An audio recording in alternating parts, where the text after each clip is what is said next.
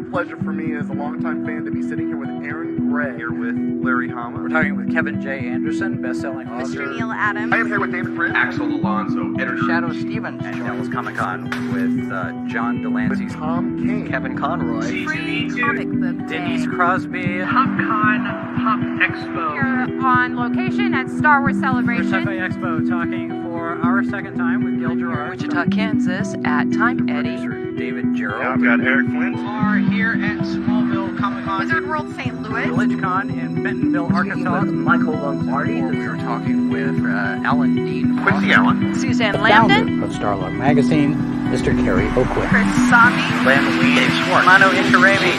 Jason Aaron. This is Sci-Fi for Me, your portal to the science fiction multiverse.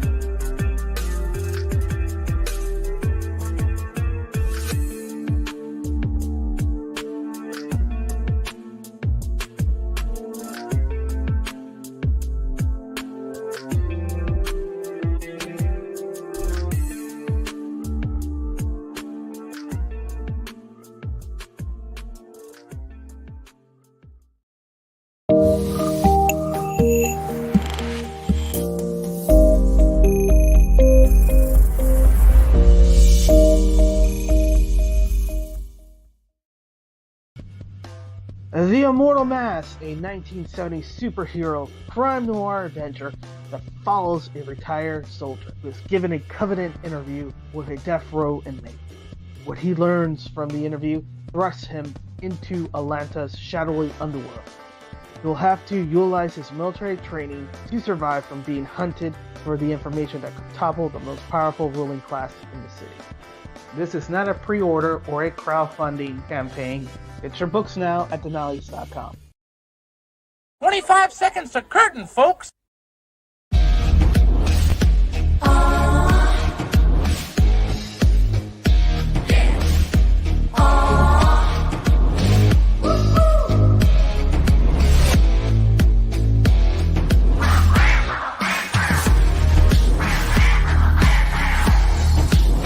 Your favorite podcast is Critical Blast.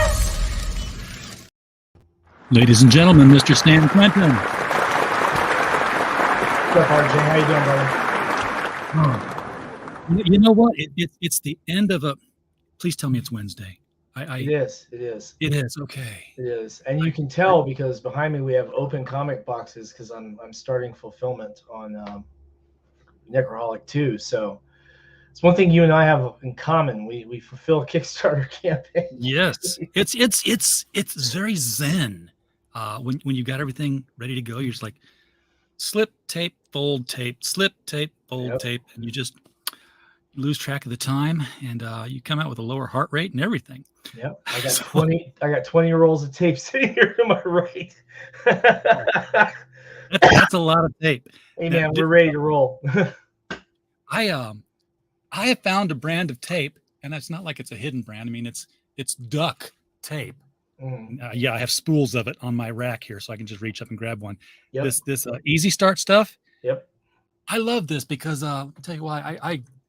I'll work late into the night, and there's no every time I pull a strip off.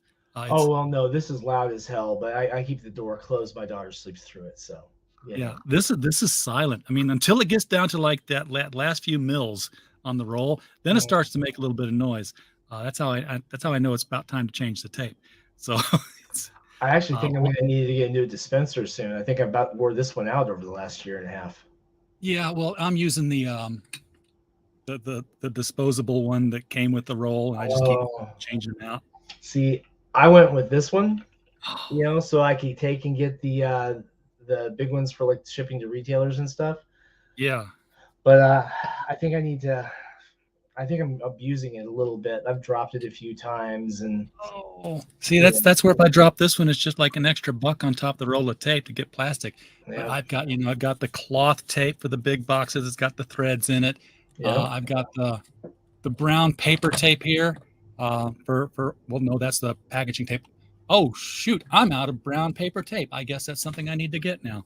Time to call Uline. Yes. I'm a big Uline customer shopper. Mm-hmm. Although I'm not above going to Dollar General too. I actually cost compare before I order anything because I think the technical term is a cheap bastard. So I have a quality standard, and then I go with the cheapest one to offer that particular quality standard. Yeah. Same and of course, brands. And it's like sometimes the only place I can get something quickly is Uline because it's like, paid in 3 days, but I got a 30-day net purchase order agreement with them, so I don't have to worry about it. But it's like, okay, yes, please do send me $25 worth of 6x6x6 cardboard boxes. What do you mean it's $40 to ship?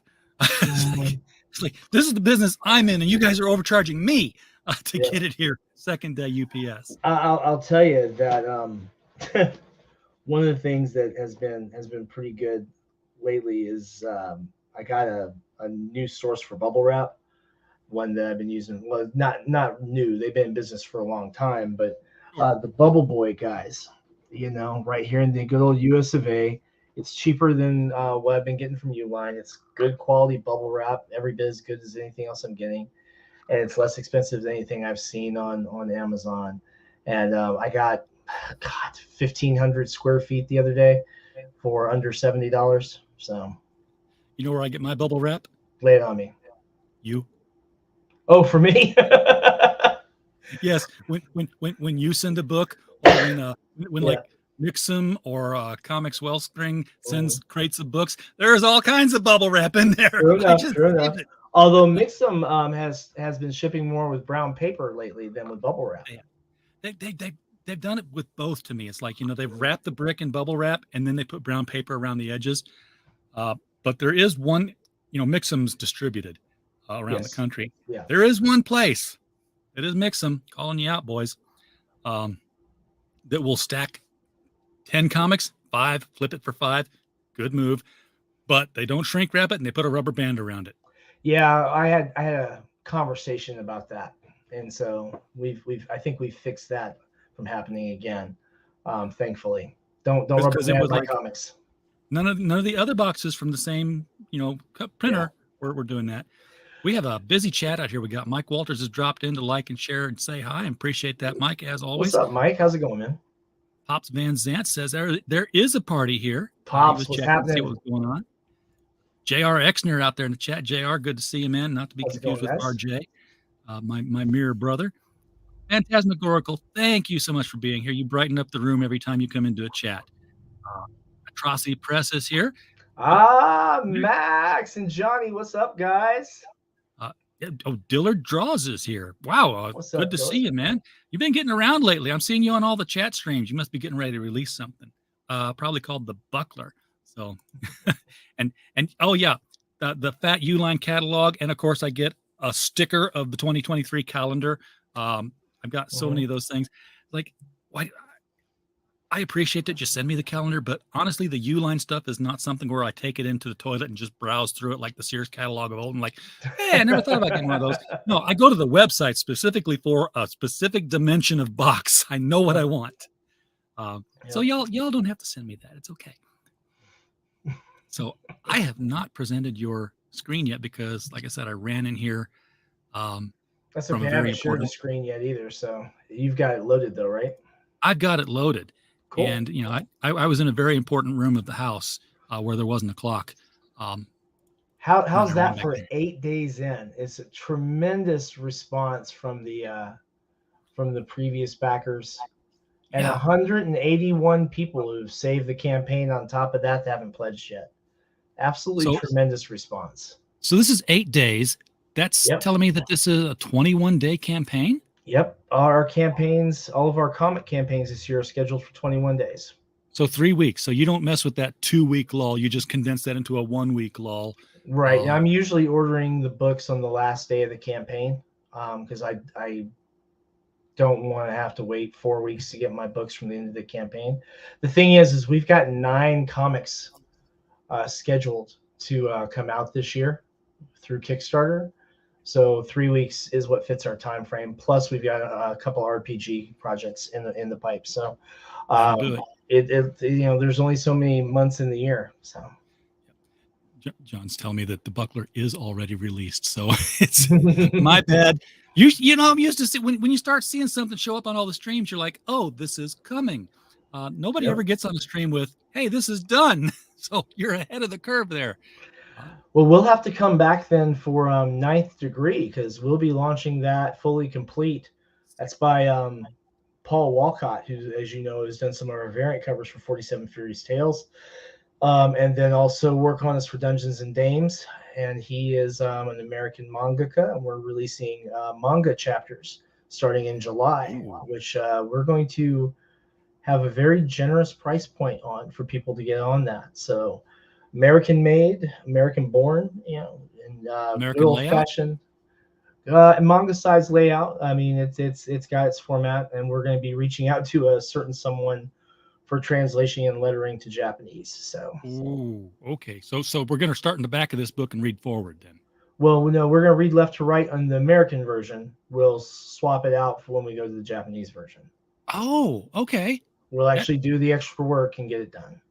So, okay, now I've got questions, because if you're doing the extra work, you know how it is with the left to right. You have splash pages. Yep. That you know, the eye just naturally goes, you know, left to right to follow the action. Well, we're actually going to redraw the book, basically. You know, we're not just going to mirror it. We're going to actually basically have a Japanese version. Okay, so yeah, you had to buy both now, you completists out there in the collector world, because yeah, if it's a wholly redrawn book, then it's a new version. That's insane. Well, you know, it is what it has to be. It'll probably get the Japanese treatment once we're to about chapter 9 or 10 or so.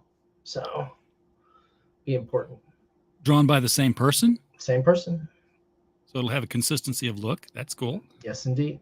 It will he's lettering the English. We'll have someone else do the translation and lettering the Japanese. I don't want to call her out because we haven't got a contract signed yet, but. Well, you've released a little bit, just by saying that.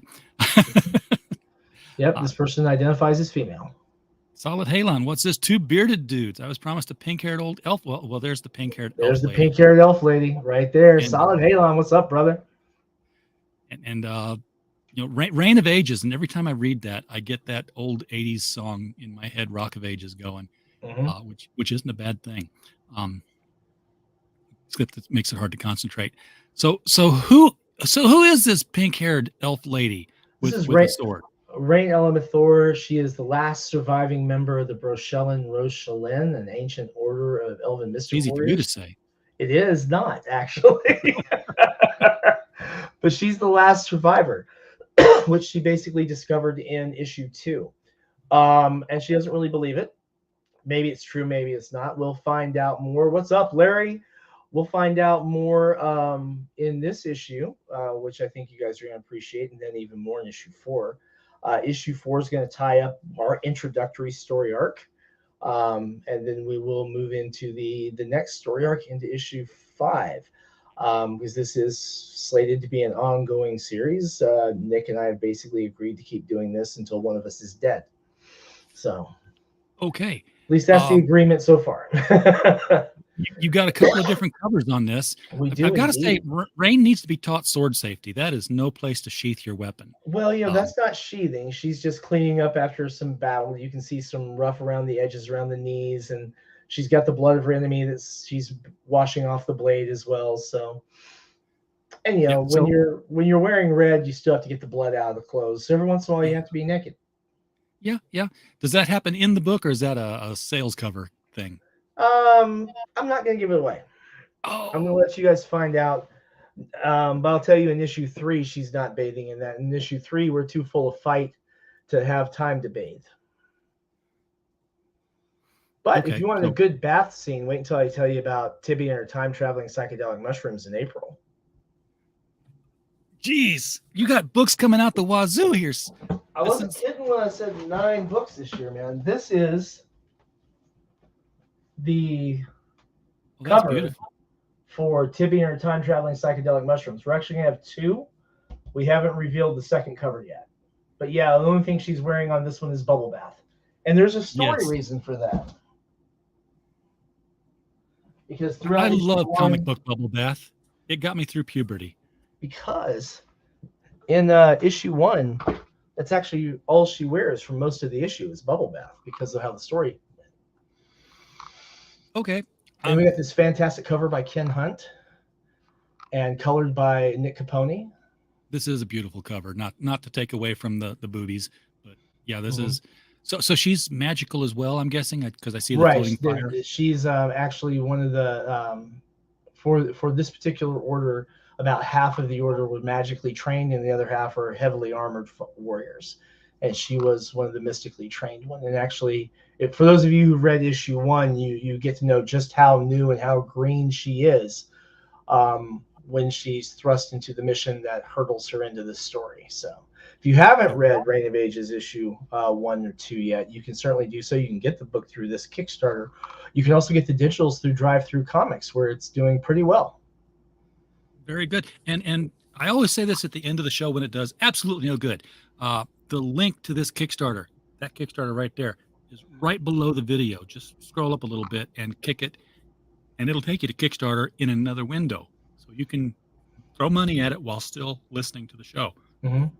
And for those of you who look, you'll see my little name there, 22 created. We've had more than that, because we also have the Sinopa Publishing account as well. But this will be, I think, the 20th or the 21st successful campaign once it's funded. Yep. And of course, everything fulfills. And more than that, folks, yes, he's created 22 successful campaigns. He's backed 123. So he's your customer too, for all you other creators out there. I've been really fortunate. I've found some fantastic creators to support. Max Devill, Madeline Holly Rossing. We've got Mike Shea, Larry Patrick Higgins. You've got all names that I know. Mr. Hawkins, and all these Jimmy Palmiotti. These guys who not only produce fantastic books, but are also fulfilling them in a timely manner, and I love that. Well, you are at 3070 right now, and I would love to see this thing crack at least 3100 guys before the show is over. Can somebody please get in there and take care of that for me? Because you know you're going to get the book is the thing. We always fulfill. Hell, I've fulfilled on streams before. Yeah, I've done that too. It's fun. Yep.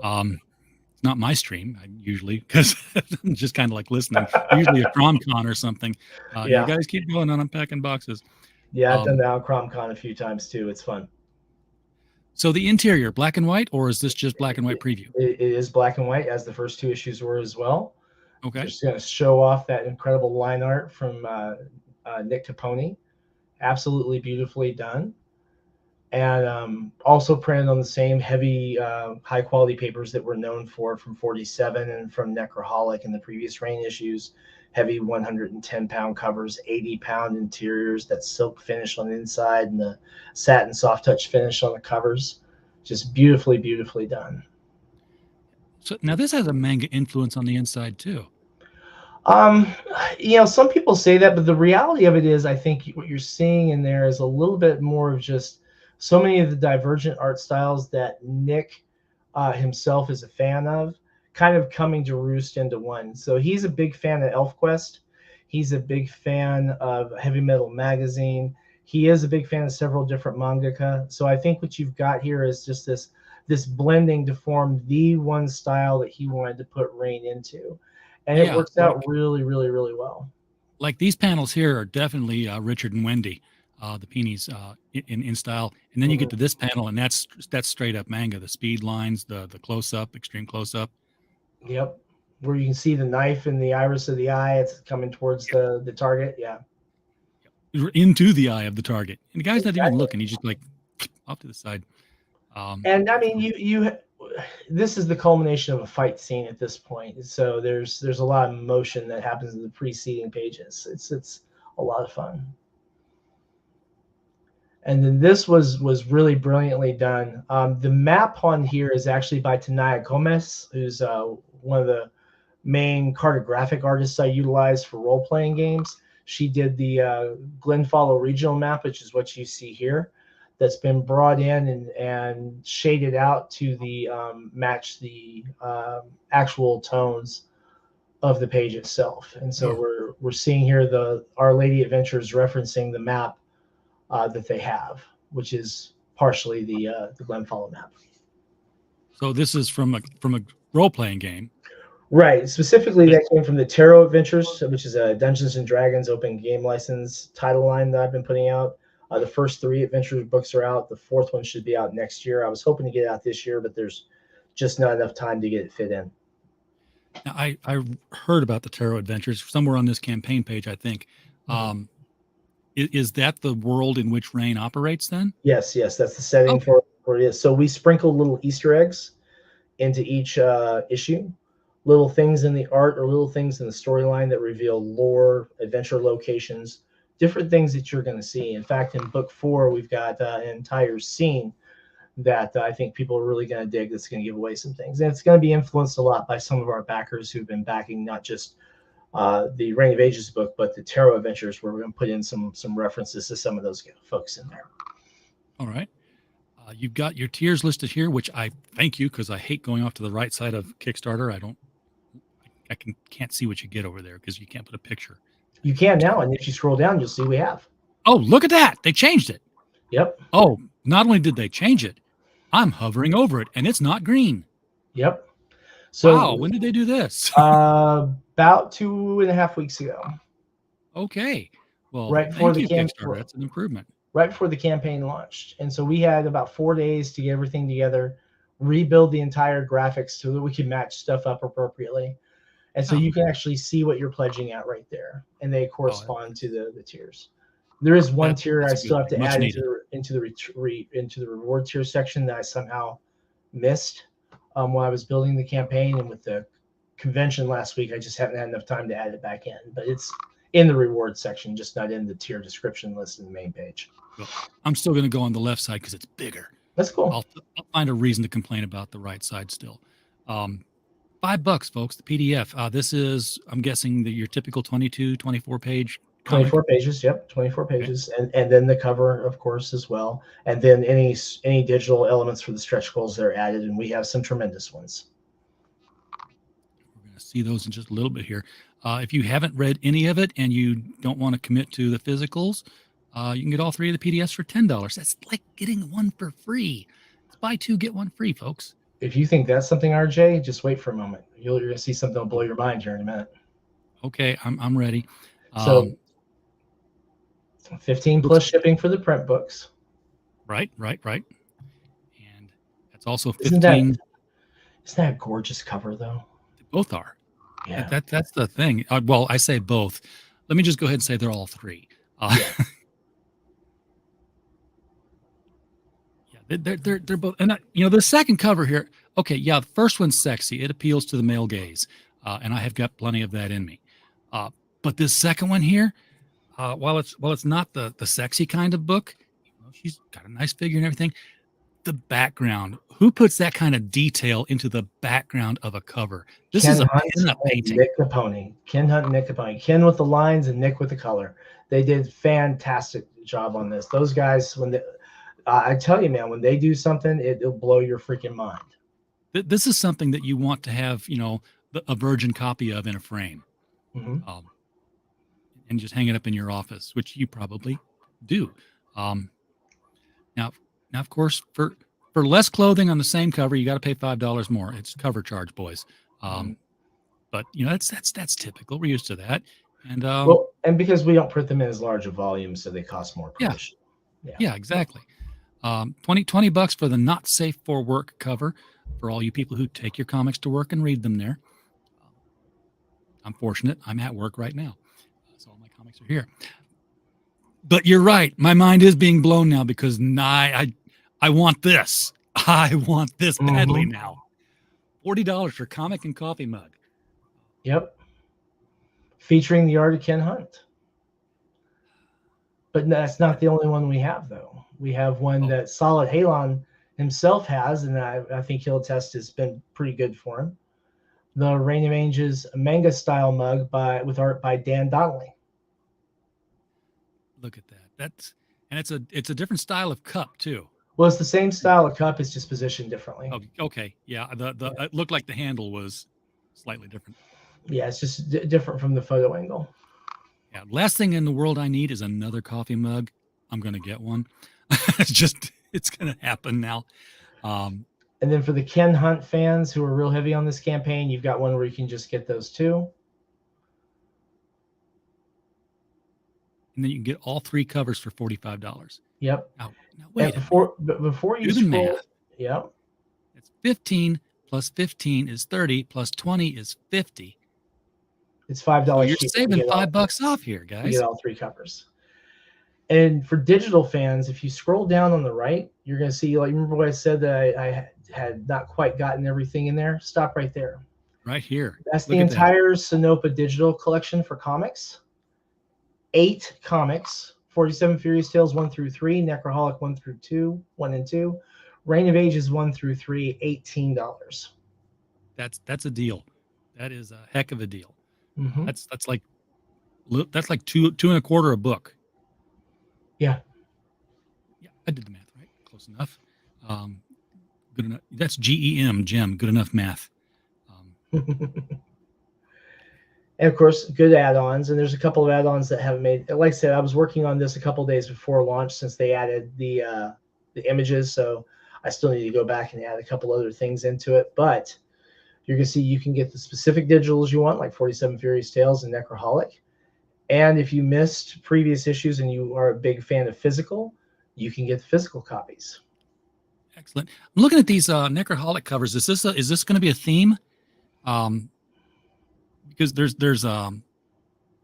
are thematic elements that are staying true in both these pictures. Right. Well, those are both by the same artist, Brian Lee, who's the creator of Necroholic, and I edit and publish that. He was the first creator that we published under the Sinopa label for something I didn't write myself.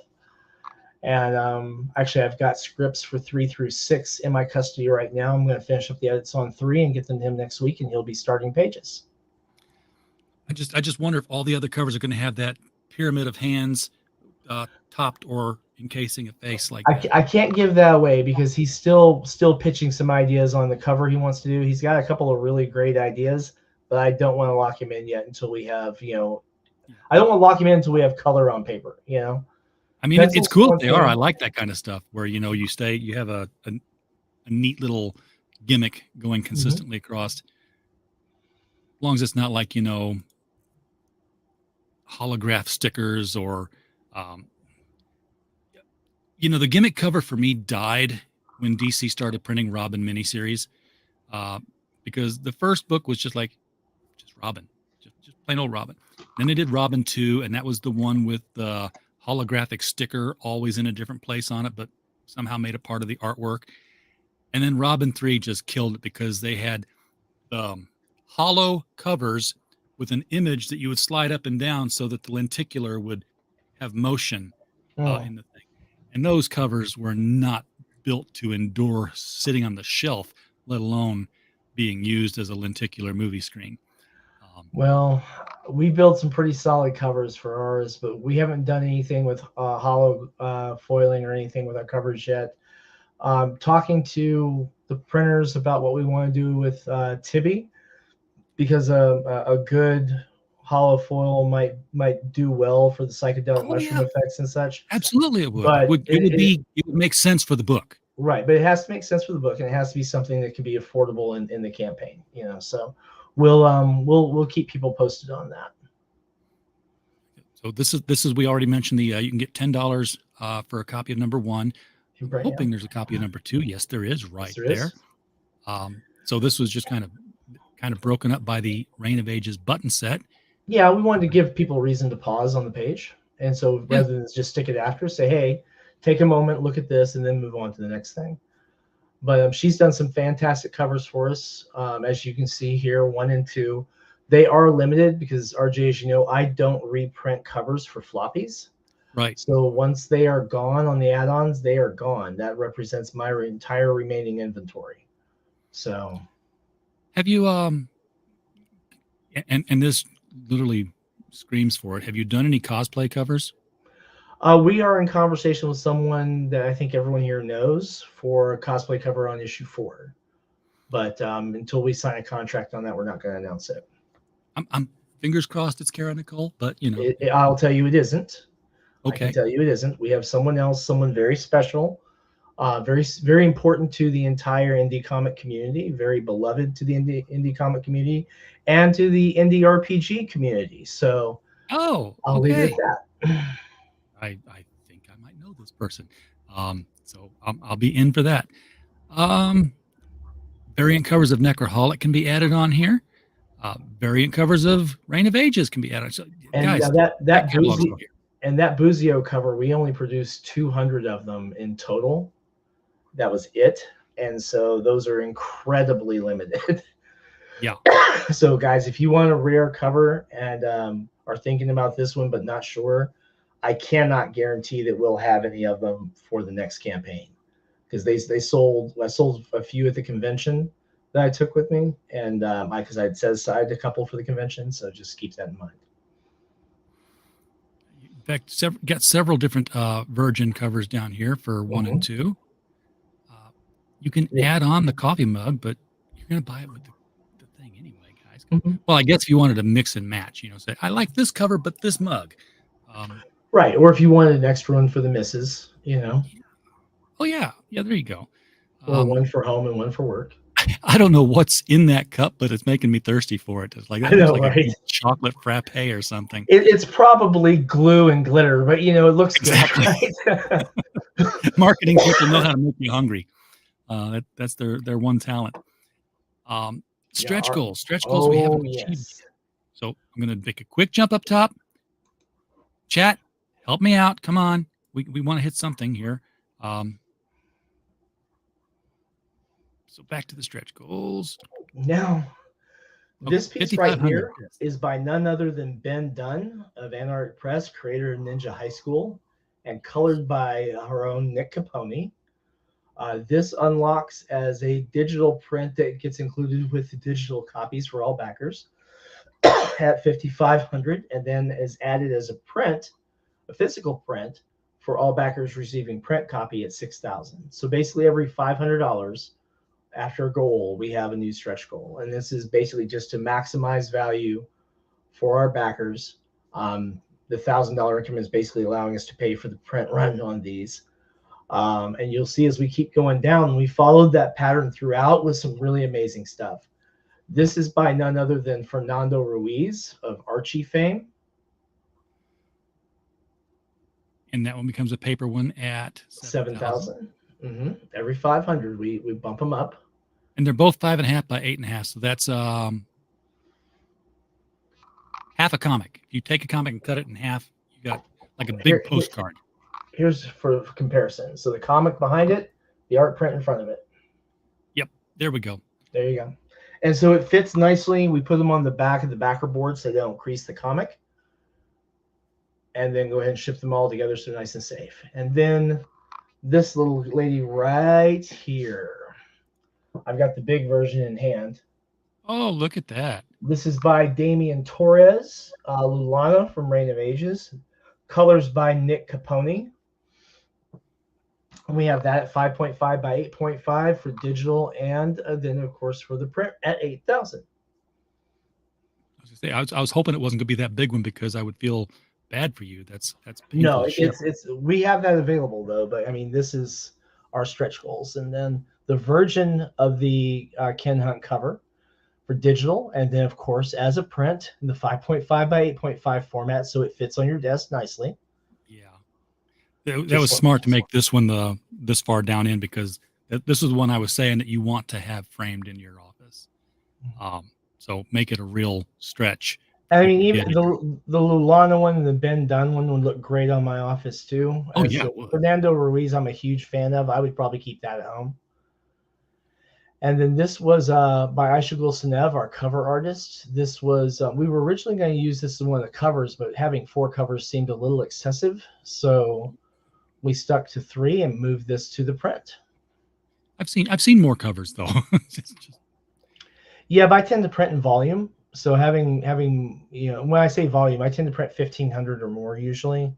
Yeah. I mean, if we only sell like a dozen of something, if it's obviously not testing well, then we might get like 100 of them or whatever, and that's it, so that we can recover the cover costs.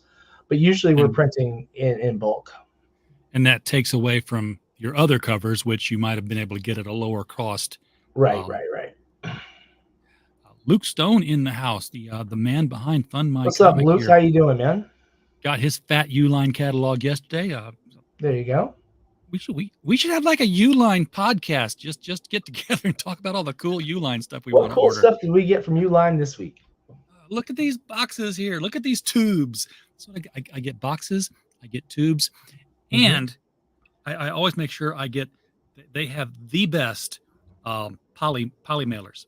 I get the 13 by 10s, which fit most Gemini mailers, unless it gets really thick, and then it has to go into a 12.5 by 15. And I even have the 19 by 14 in case I have those 11 by 17 prints that I have to mail in a flat 11 by 17 box. Slides right in there. Nothing leaves here unless it's in a bag, unless it's a real box that's going to like a retailer. Right.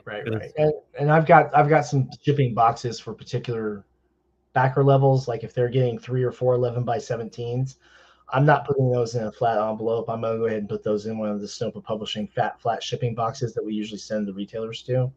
Yeah, that's what I try to put them in is like I'll put the 8.5 by 11s in a flat envelope, but that's going to go in the bag with the Gemini mailer, so it's held stiff with that. I've got some 11 by 17 flat, really, really stiff mailers that I picked up.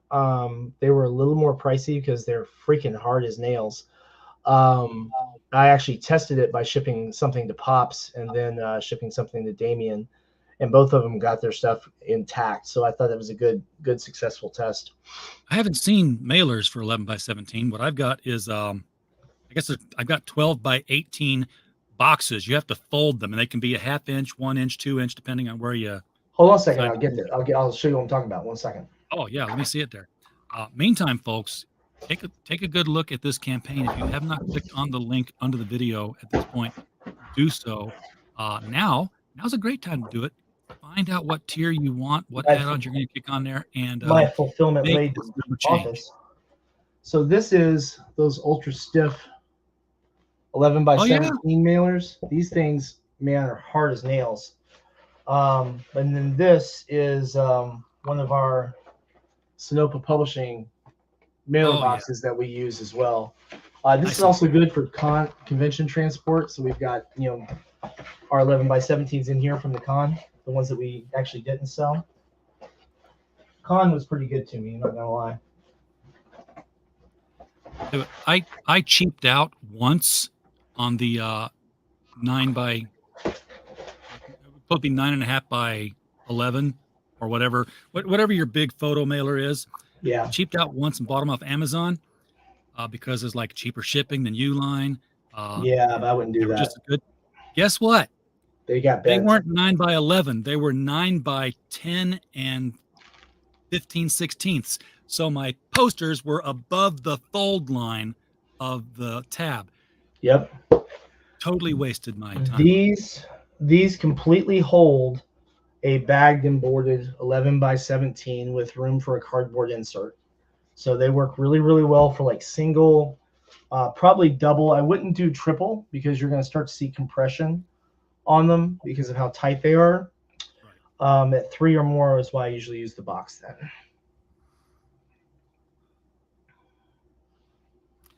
Mike Walters is reminding us that we are 10 minutes away from the top of the hour here, 12 minutes away, and the mic stand will be starting on his channel. So when you're done here, folks, pop over and get your daily dose of niche news, everything in comics, manga, and professional wrestling. And, of course, always head over there on Friday nights for the comic book historical retrospective as we travel through the golden age of comics, reading them online, doing the voices, having fun. And I will be co-hosting this Friday as we pick another book from the annals of the golden age of comics. Oh, quick reminder, everyone. Kickstarter is going to be going down for a little while in about 3 hours. I think they're going to be offline for 15 minutes.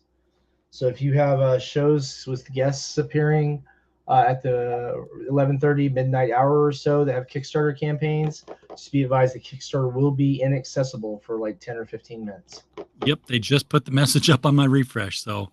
Oh yeah, they sent us out like the email a couple days ago, I think it was. So today is that day. So what else is happening in the world of tarot adventures? Are they things that we're going to see in comics at some point? Yeah, other than the Easter eggs.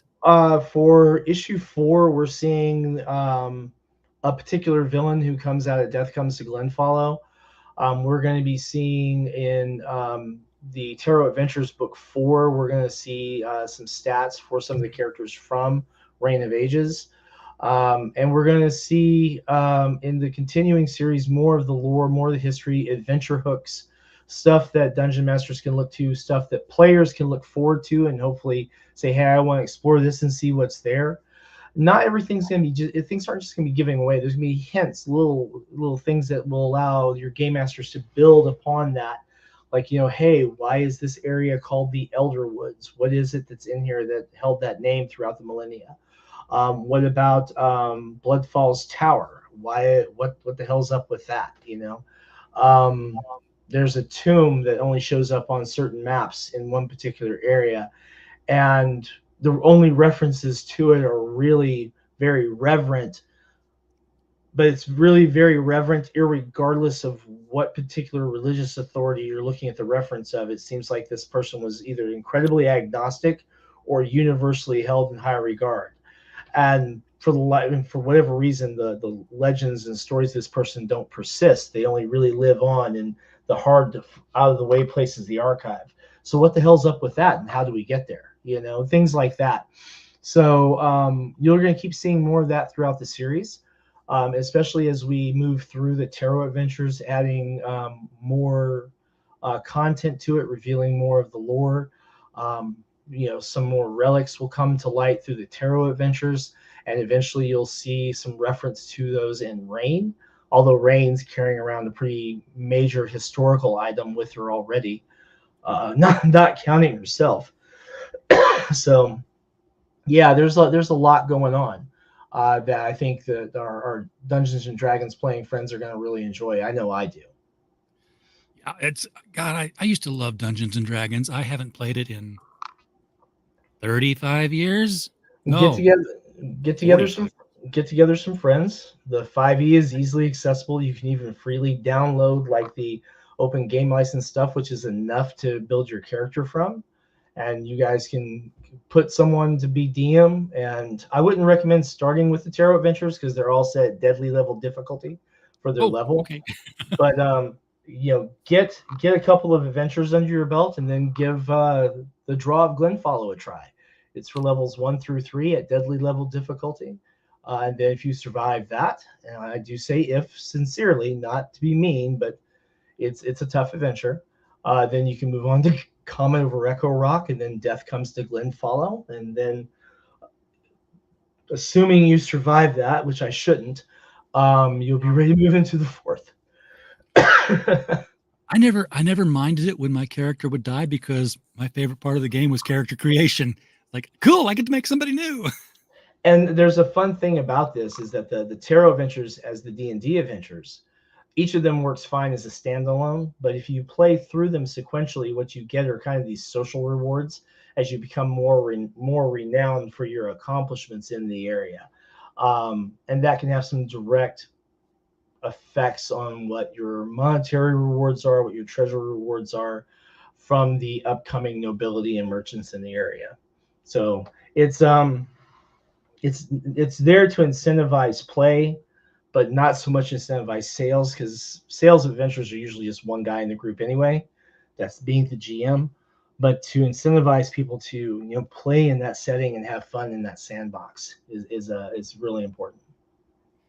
Captain Finity in the chat says, every time I research printing and delivery, I like digital more and more. I don't blame you.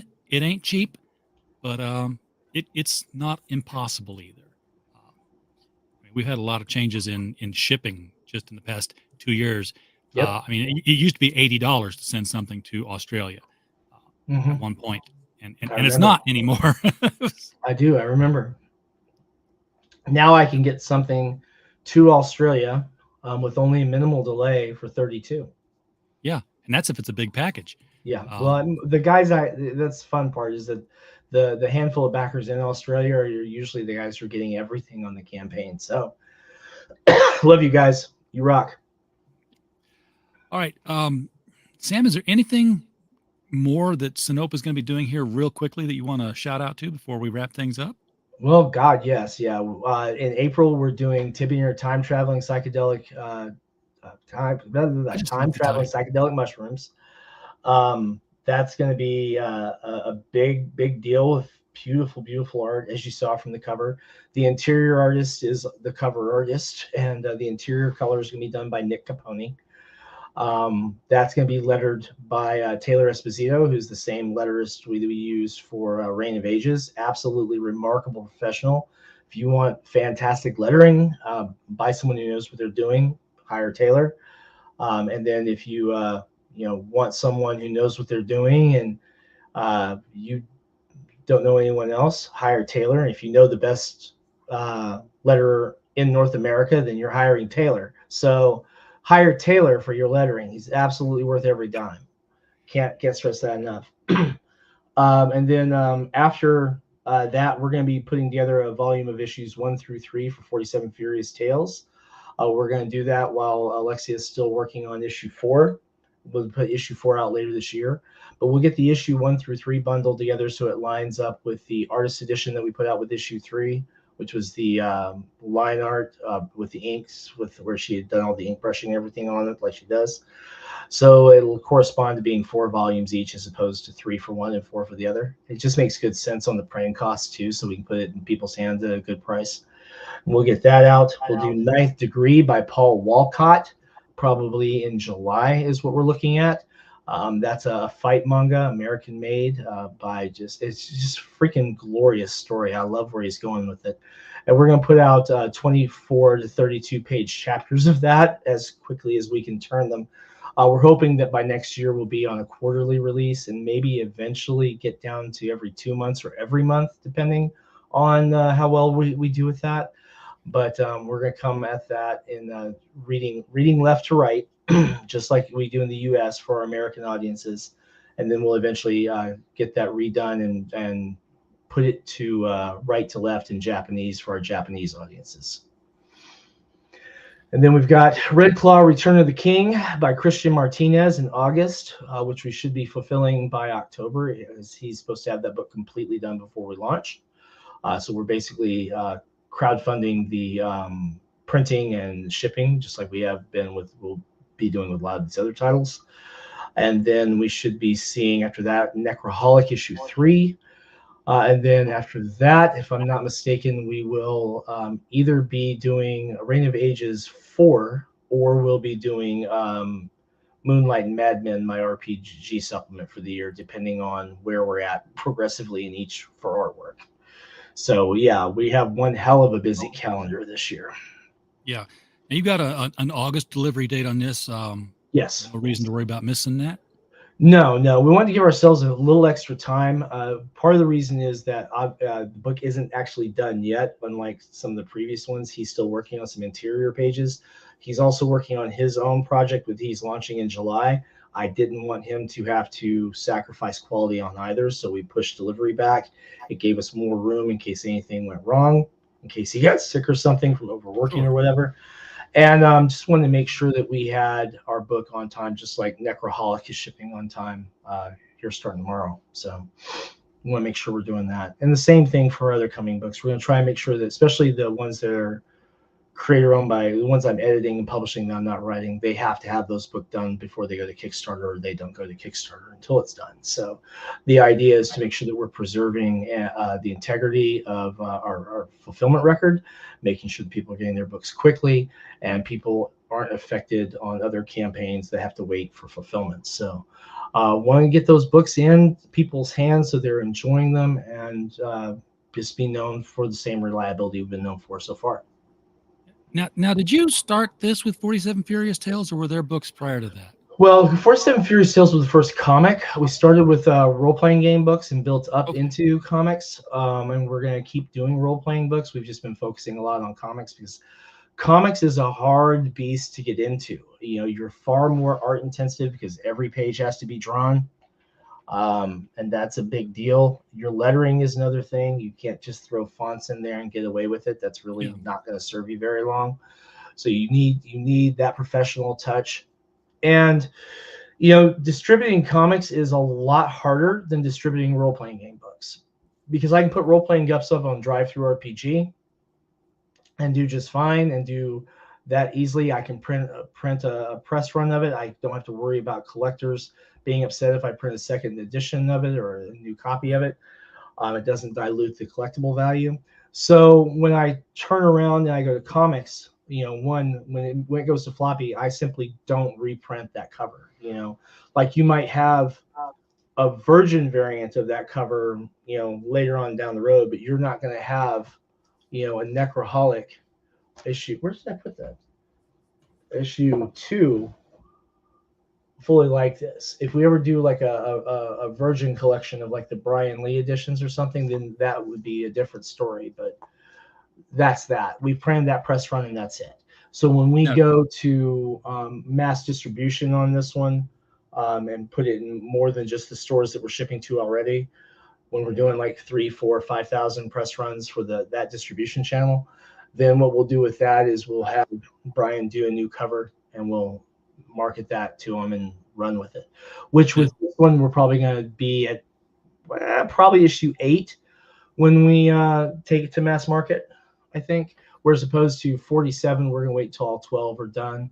And Reign of Ages will probably wait till issue 8 or 9. So you're going to hold yourself to that rule even on the trade paperbacks then? Yeah, I mean, we want to make sure that before we get stuff, before we put stuff out there, that we want it to be done. Now, obviously, this one isn't done yet, but we have a very generous time on that before, especially for creator-owned stuff that I don't own, that I'm publishing. And, you know, I'm making a small, you know, publisher's commission on, I guess you could say. I have an agent duty to the creator as well as to duty to the audience, and that's best served by having that book completely done. Which is why I meant with the covers, because it's like, you know, it's not unusual to say, hey, here's you know, collecting the six issues of the series and put the first cover on the trade paperback. It's not quite the same thing as right.